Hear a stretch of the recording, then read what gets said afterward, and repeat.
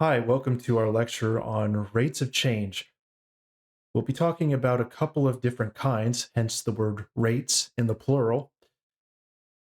We'll be talking about average rate of change and instantaneous rate of change, the latter being the most important for the rest of the course. But average rate of change really gets us there.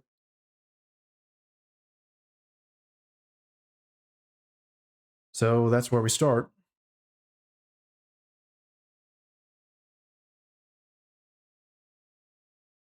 The average rate of change. Now we will be abbreviating that because we'll be writing it a lot. So the average rate of change, ROC,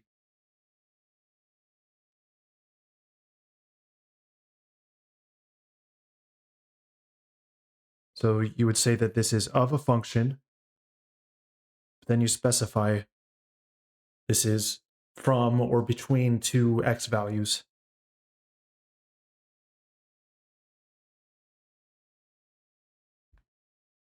So you have these two x values, and you're looking for the average rate of change of your function between them.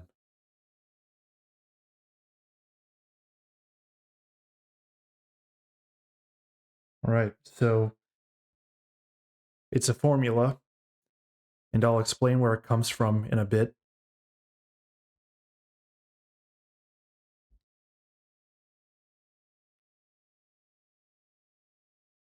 Instead of simply memorizing that, I want you to see the reason behind it. I think that's more helpful. So let's do an example.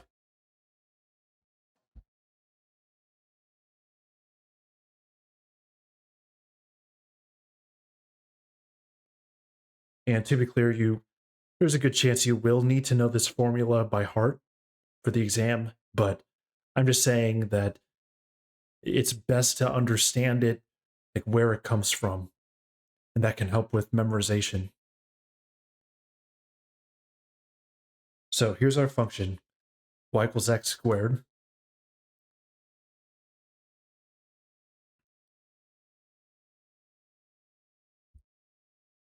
Now I'm abbreviating average too. Find the average rate of change of this function from x equals 0 to x equals 2.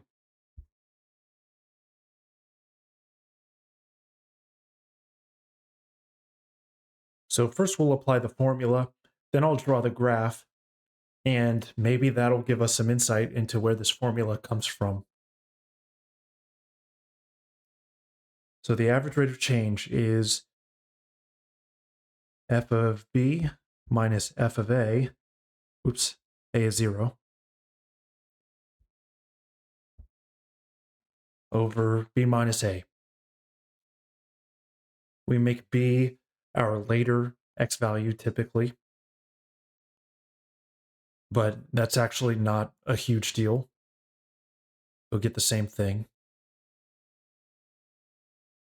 But this is just what I like to do. Well, f is x squared, so that's 2 squared minus 0 squared over 2 minus 0. And let's move down here.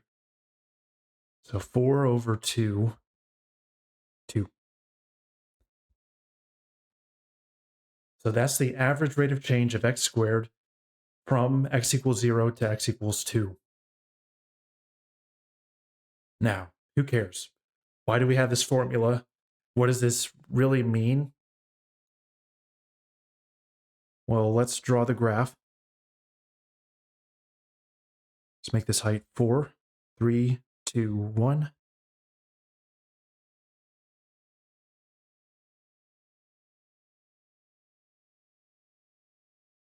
Okay, we have stuff going on the left, but that's not as important to us. I'll go ahead and draw it anyway. Because we're looking from x equals 0 to 2. So we've got the point 2, 4. All right, let's connect.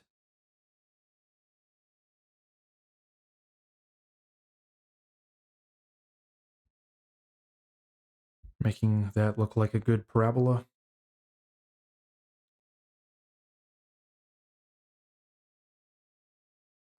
All right, so what if we connect our two important points when x is 0 to when x is 2? If I connect those with a straight line,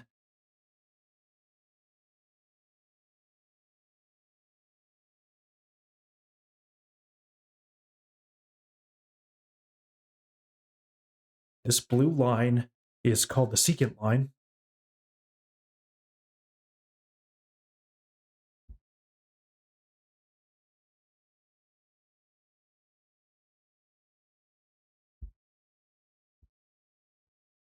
So the blue line connecting x equals 0 to x equals 2, that is those points that are actually on our curve.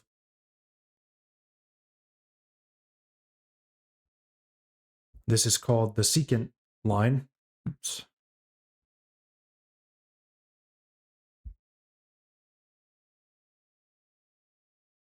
And now, what does this have to do with the average rate of change?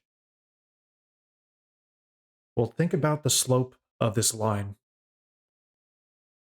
You would take the difference in y, the rise, divided by the run, the difference in x. Well, look at that. That's exactly what's happening here. So, the slope of the secant line is the average rate of change.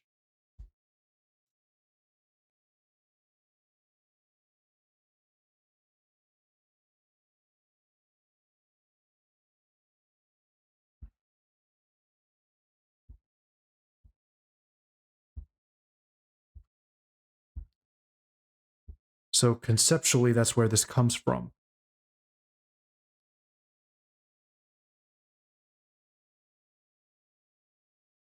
And the reason this is important is that you can think of this secant line as like an average approximation of the function. That's where the word average comes from. It's like approximating the function between our two key points. So that's the purpose of this. A line is simpler than a parabola. So there's some value to taking a secant line and discovering its slope. Gives you a rough idea of how the function changes between these 2 points. But it is a rough estimate.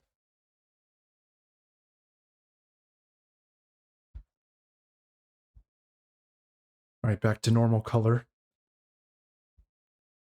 So conceptually,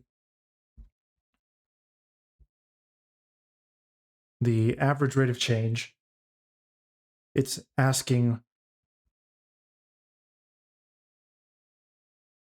what is the rough rate of change, so approximate,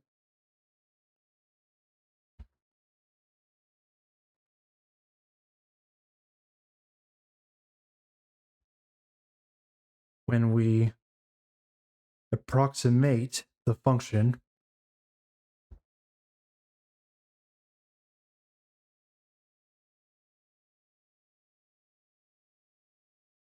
as a line connecting our 2 points.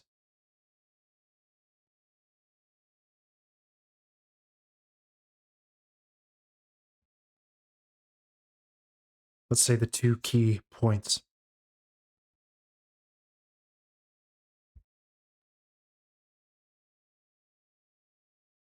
So with average rate of change, you have these 2 important points between 2 x values, a and b, and you're asking what is the rough approximate rate of change if we replace our regular function with just a line connecting those points.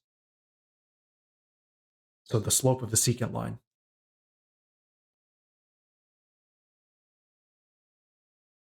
Now, there's a second kind of rate of change, which is really more important for calculus.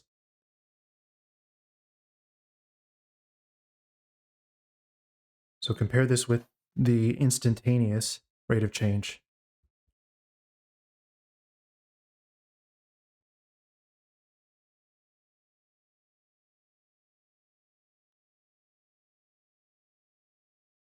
Instantaneous, think of an instant like one particular point. That's one of the main differences. Average rate of change is a rate of change between 2 points, an approximation. Instantaneous rate of change, well, it will be an exact thing, but it's also for one particular point.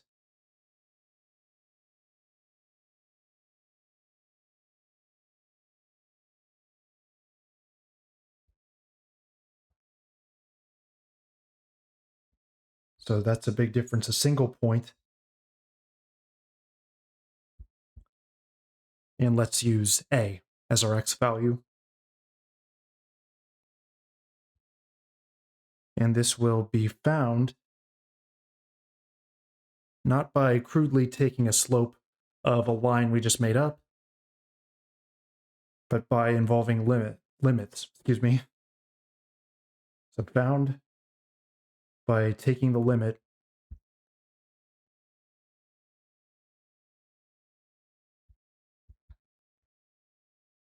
of the average rate of change.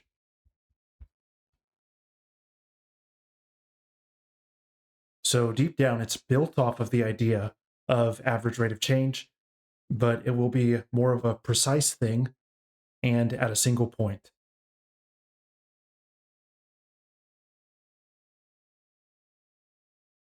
So let's illustrate with a picture.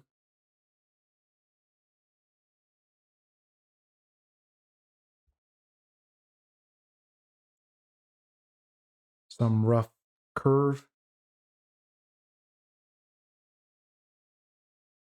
Right, and let's say this is my X value A that I care about. I want to know what is the instantaneous rate of change. So how is the function changing at this one value A? Like how quickly is it rising?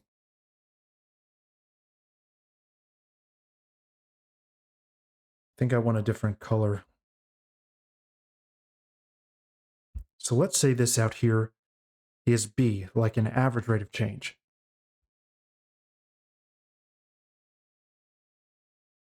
If we were going to find the average rate of change, you would connect them, 2 points, with a secant line, and then you would find the slope of that line. Well, what happens if we move a little bit closer?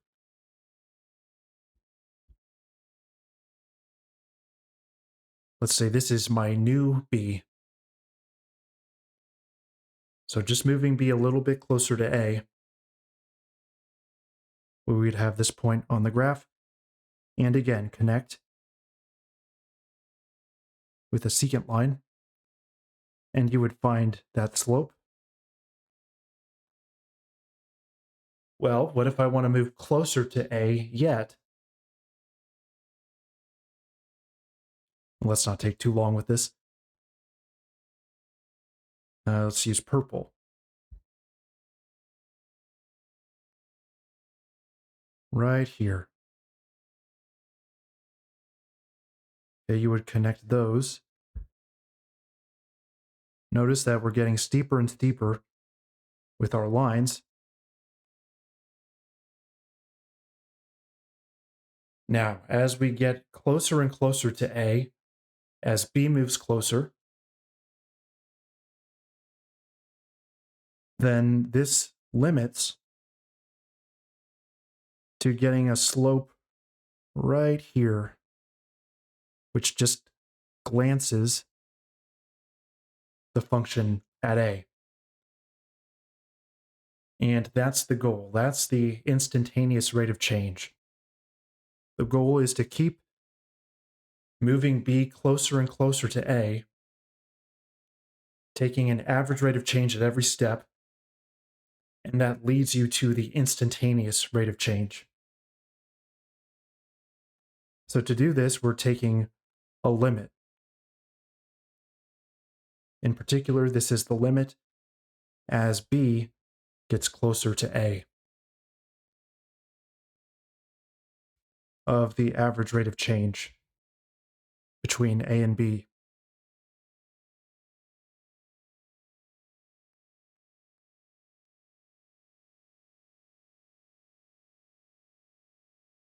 So notice we have to use a limit because if I just try to plug in a for b, we're dividing by 0, and the numerator is 0 as well. Remember, that's an indeterminate form. You don't know what to do with that. So I would get an error if I literally plug in a for b. So we need a limit. So what this becomes is a quote unquote slope of the function at the point x equals a. Now, this isn't something we'll focus on too much, but this is literally a slope. It's the slope of what's called the tangent line.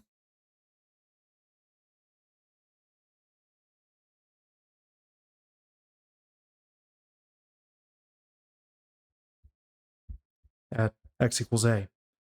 Now I'm going to highlight that in red because that's what we're talking about in the picture above. That red line is the tangent line. It's the line that just grazes the graph at that point.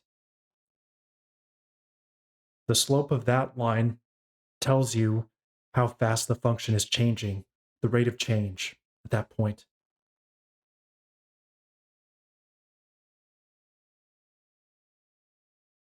All right, so we find that instantaneous rate of change by taking the limit of average rate of change, but you just keep scooting that b closer and closer to a.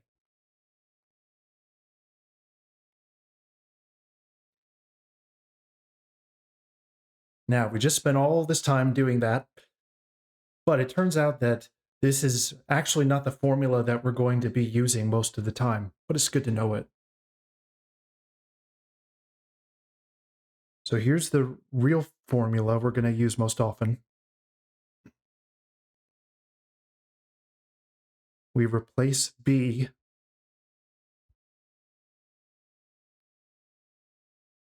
with a plus h. The idea of this is that h is going to be a very small number, and it's like an offset from a. We want b to be getting closer to a, so we're thinking about this distance away from a. So once you do this little substitution, that same limit we just had changes a little bit. Instead of b approaching a, well, this means the exact same thing. As h becomes 0, then this b gets very close to a because h is becoming nothing. So this is how we normally like to think about it. A limit as this h, this little offset, becomes nothing.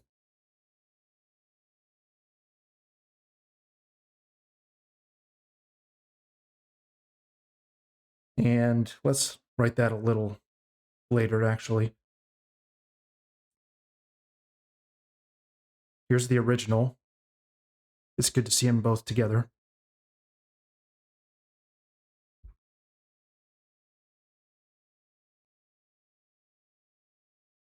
So that distance between a and b becomes nothing, becomes 0.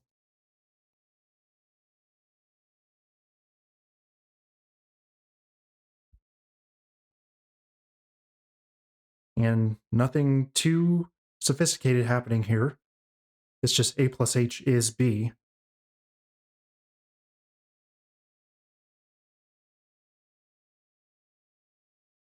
And b minus a, well, if you think about it, it's actually just h. So this is actually our preferred formula in calculus. This is the one we're going to stick to. But the first one, it's good for teaching purposes to help you think about, why it is this way.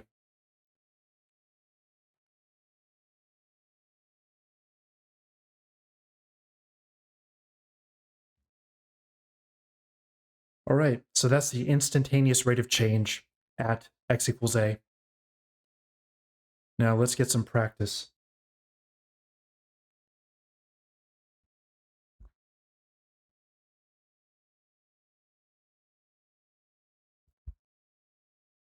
All right, we're abbreviating a bit. Find the instantaneous rate of change at x equals 2 of the function f of x equals x squared. So we're sort of going back to that earlier example with when we did average rate of change. But now just the instantaneous rate of change at this one point when x is 2.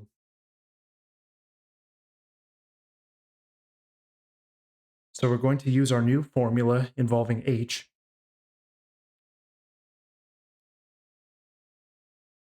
The limit as h approaches 0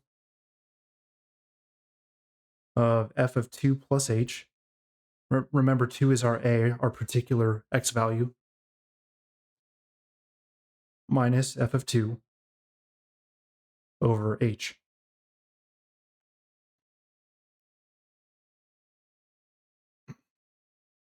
Now we plug these in. So 2 plus h is getting plugged into the f function. F takes whatever input you have and squares it. So f of 2 plus h is the whole quantity 2 plus h squared. And f of 2 is just 2 squared. All over h. All right, let's multiply this out using FOIL.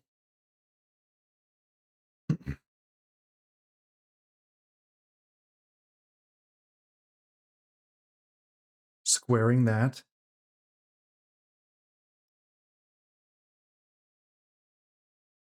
I'll skip some of those algebra steps. When you FOIL that, you get 4 plus 4h plus h squared. Still minus 4 over h.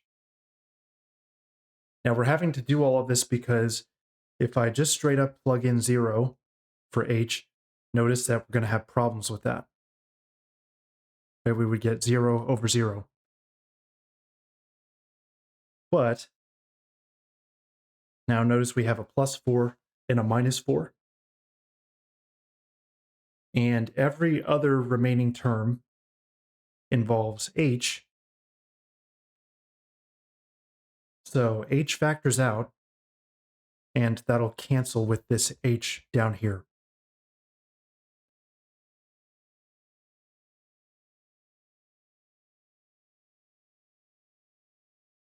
So factoring out h in the numerator, cancel. And now that we've canceled that, we're free to plug in 0 for h. And it works very well. The instantaneous rate of change at x equals 2 is 4.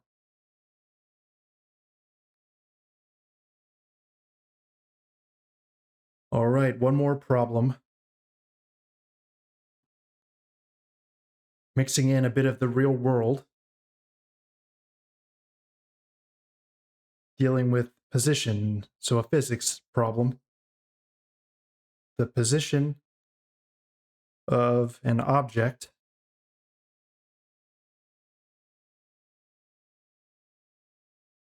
at time t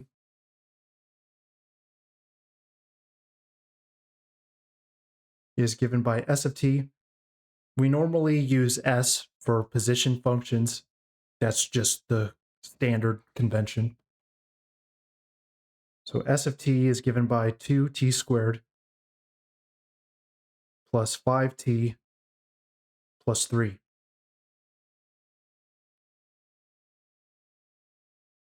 And technically, this only works if your function's going in a straight line, but we're not getting too particular about that. So position of an object moving on a straight line given t amount of time, it's this expression. Now we want to find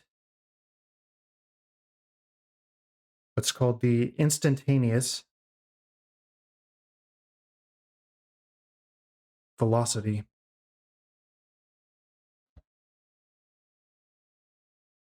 Think of velocity as speed. That's essentially what it is. But it just has a component where it can be negative, which implies a sense of direction. So it's like speed, but direction factors into it. Where if you're just talking about pure speed, that's always a positive number.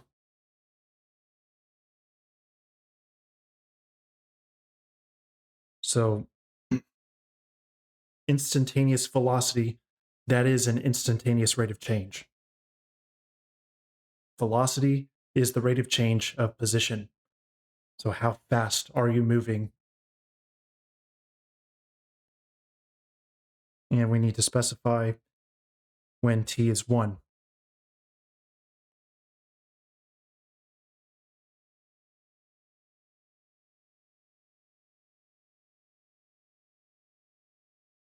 So we use our instantaneous rate of change formula because that's what is being asked here.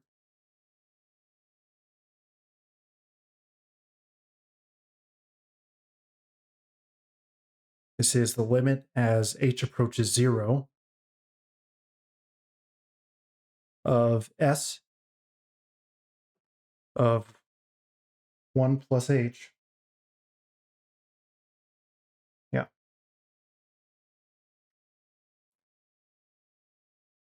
Minus s of 1 all over h. So this 1 plus h is just a slight change from 1 because h is a small number. So this small change in y over this small change in x, or s and t language, right, for this problem. Okay, so this is the setup. Now it's a matter of plugging things in. S of 1 plus h. This means 1 plus h is getting plugged in everywhere you see t up here. So 2 times 1 plus h squared. Notice this may get a little messy. Plus 5 times 1 plus h plus 3. And then that's minus s of 1. So I'm running out of space, aren't I? How about we just move that?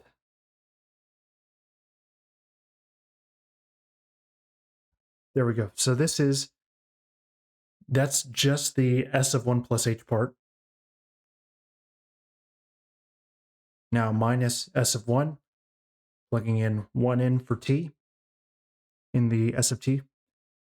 2 times 1 squared plus 5 times 1 plus 3.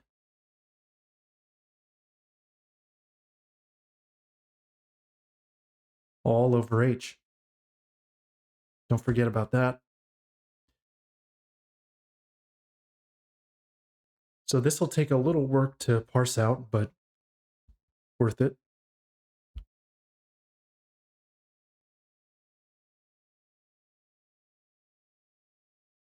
All right, let's simplify this part.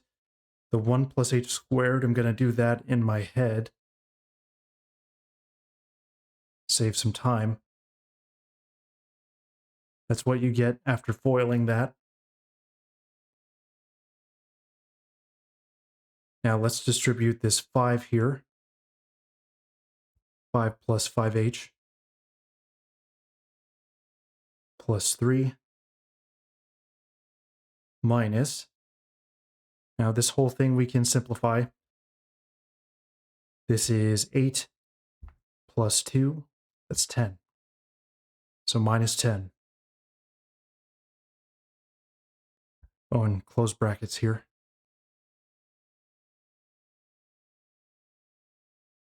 All over h.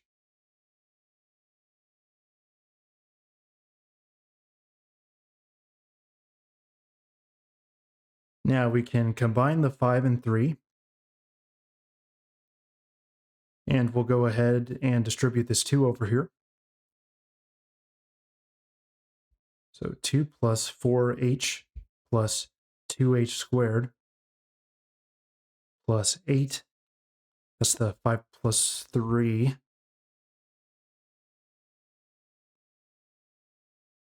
plus 5h minus 10 all over h. We're getting there. Now notice here, let's use a different color. I've got for my constant terms a 2 plus 8 and then a minus 10. That means those all come together to cancel to nothing, 10 minus 10.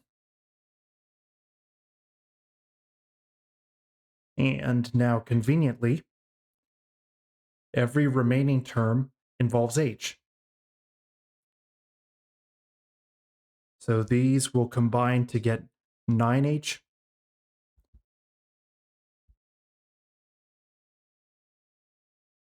And let's do another step where we factor out h from the numerator. So if you factor out h, we had a 9h plus 2h. It was 2h squared.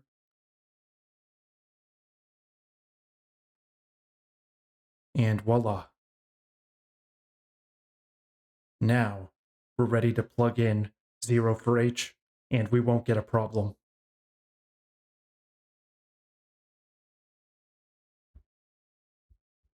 So just 9.